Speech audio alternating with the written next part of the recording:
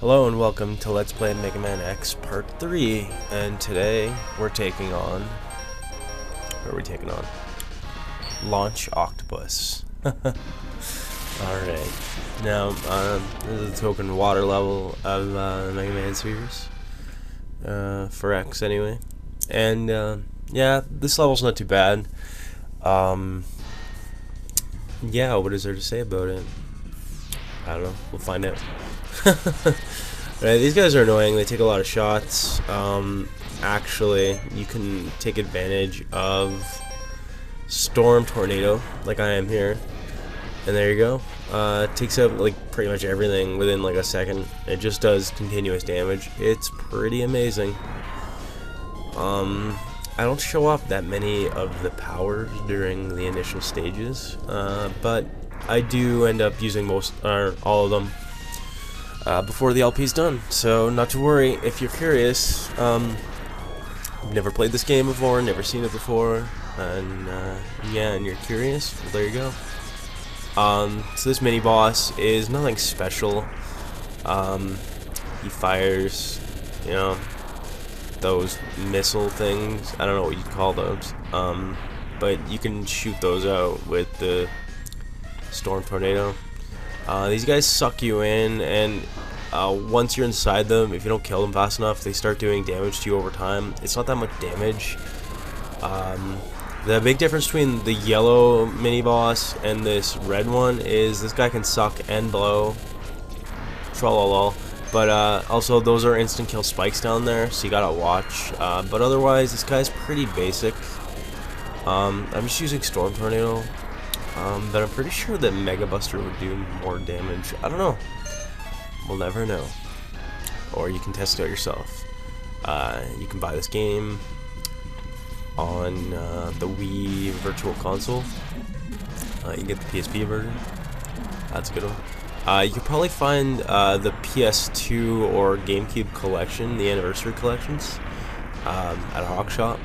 They don't sell them new anymore because those consoles are now 2 generations behind if you count the Wii U. This guy, take him out, bam, with that, he's dead. Normally you'd be mashing on the fire button like a motherfucker, but there you go, fucking secrets. Fucking take out those mini bosses in one hit. And there's another heart tank. So, moving right along. And you got there by using one of those wind generators to get up to an optional mini-boss, I guess you could call it. You blow up the submarine, and it takes out the ground, and you're able to get it. Again, take out this guy with one Storm Tornado. Damn. There's a lot of mini-bosses in this level, but they're not that hard, so I wouldn't worry too much. That's it for mini bosses, and we're actually at the boss. Dodge those guys, go in there, and you're at the boss doors. Launch Octopus is weak to Rolling Shield, which we don't have yet, but you don't need it. One of the tricks that I think I utilized here actually is if you're dashing and you shoot, you actually do a little bit more damage. Like usually your basic buster shots do 1 damage, but if you dodge and shoot, they do 2. So if they connect with the boss, it takes off 2 pellets of energy instead of 1, which is really good if you have to move around a lot, like for this boss. You have to dodge a lot of missiles and stuff. He has 2 different kinds of missiles. The small ones, which don't home in on you, and those bigger ones that do.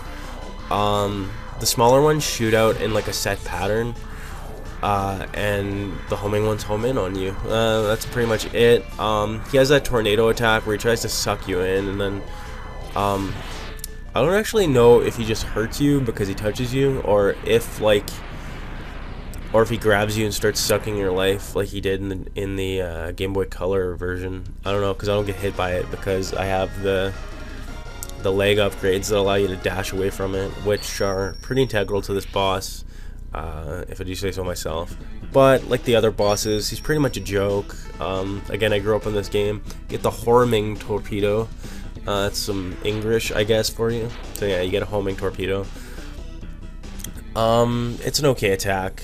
It's not very strong. You can charge it up to do homing torpedoes that kind of look like launch octopuses. We're going back here to get the heart tank mist. And yeah, it's not that bad. It's kind of in the middle of the level. And I don't know, whatever. But anyway, this level, pretty basic. Yeah, again, it's a good starting level. Again, just to get the leg upgrades. Pretty integral to the game. A lot of the jumps require you to have the leg upgrades, especially in Sigma's Castle. So, and it makes this section a lot easier. I swear they put this section in the game to be like, yeah, it's kind of hard to make some of these jumps, but then you go up here and you're like, ooh. So again, this is like well, not pre-internet, but like before the internet really exploded. Everybody's like, holy shit, you can see boobies on the internet, and you know, look up FAQs, and people get together and talk about fucking shitty games on the internet. So like, I remember talking about this with my brother. Like, you're like, holy shit, dash upgrade, and I'm like, what? Like, we're talking about dash upgrade. Megaman, you know, slow and steady. Like, he's not too slow. Like, it's not a frustrating speed, but you know, it's a normal speed. So what you have to do there is those little huts. You have to blow them up with the fire wave, and you're done. We're going to Stink Chameleon's level. Best upgrade in the game, but kind of breaks the game coming up. And that's the breastplate or body upgrade. You take half damage. That's pretty much all it does. But hey, it's not like anything really hurts you all that much in the game until you get to like the Sigma fight. He shaves off your health pretty good. But if you have the half damage equipped, again, most of these capsules are optional except for the leg upgrade. So you go down here, you use your useless head upgrade to break those blocks, get another health upgrade. Again, so this game, yeah, has health upgrades. In Mega Man Classic, you basically had a full health bar, and like, there you go. That's the life you have to work with in each level. You have 1 life, and there's like checkpoints at certain points in the levels. If you die, you go back to a checkpoint, right? Like, you died a boss, and then you know, you go back to the boss doors and you try again until you run out of lives, and then after you get game over, you have to start the level over again, right? Well, in this game, you start with a crappy health bar, and you have to get the heart tanks to increase it, but they increase it so much, it even becomes bigger by the time you get all the upgrades than your weapon energy for like all your weapons. So they even give you a little bit more than you should have. Like, they should have just made it even. I never understood that. Like, I don't have OCD or anything, but it just kind of bothered me that his health, and I'm just using whatever I want right now to fight this guy. He doesn't have a health bar, and he kind of looks like Auto, like light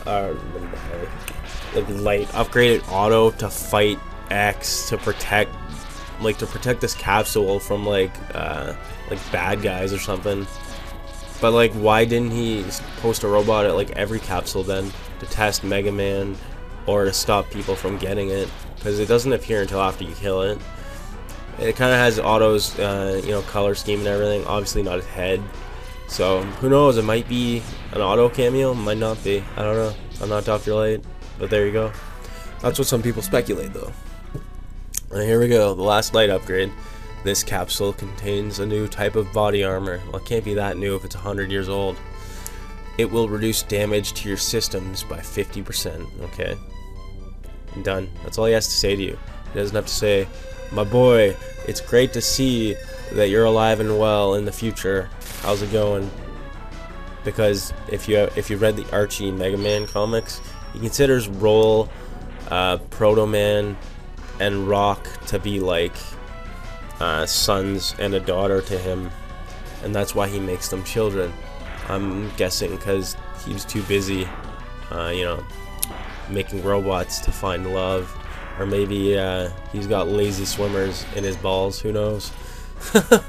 I kind of skipped these guys, but I don't know. I guess I was just trying to farm for some health, because But even though there's health coming up, and I know that because I played this game about 50 bajillion times.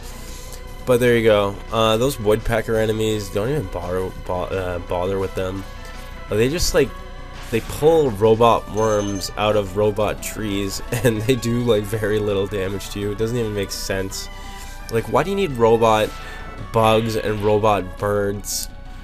Like, I don't know, maybe there's some kind of like sanctuary for like animals and stuff, or maybe it's like Jurassic Park, where it's like a park where you can see robot shit do shit. I don't know, but it doesn't make sense. But like, the human race is alive and well in this game. I don't know why there's no frogs, why there's robot frogs as opposed to real frogs at this like exhibit, if that's what it even is. It's like an artificial forest. Why do they need that in the future? Like, what purpose? Like, does it make oxygen? Like, you know, has global warming? Is global warming the true enemy of the MegamanX series? I don't know. But we're at Sting Chameleon.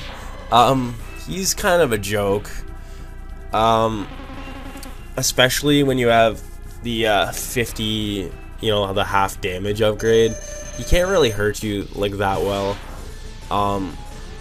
He doesn't seem to take as much damage as some of the other bosses from your X Buster, though. That's okay, because he's kind of a chump, and with his weakness, he's even more of a chump. But we don't have his weakness because we don't need it, because Mega Man is a fucking tank. He's made out of light titanium, people. If you were reading earlier, if you did your reading before you came here, you know. See, he doesn't do that much damage. See how much damage the bosses do after you get that upgrade? It breaks the game, really. You know, like X3 is one I have trouble with, I guess. I can still beat it, no problem. But the bosses in that game, like, some of them are actually pretty hard. But with in that game, a lot of them, if you have their weakness, they go into like an infinite loop where they just can't really do anything to you.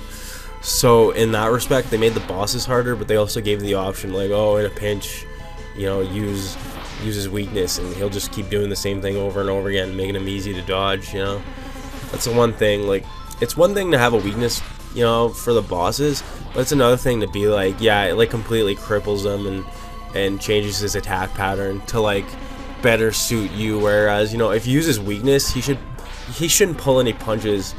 And like I don't know, I'm getting into like how I would design a game. Like, who really gives a shit?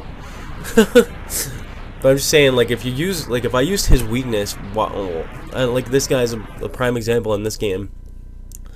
You use his weakness, which is like a it's a boomerang that you throw. You hit him with it, he falls to the ground, and he tries to do the exact same move, setting him up for another hit from your boomerangs.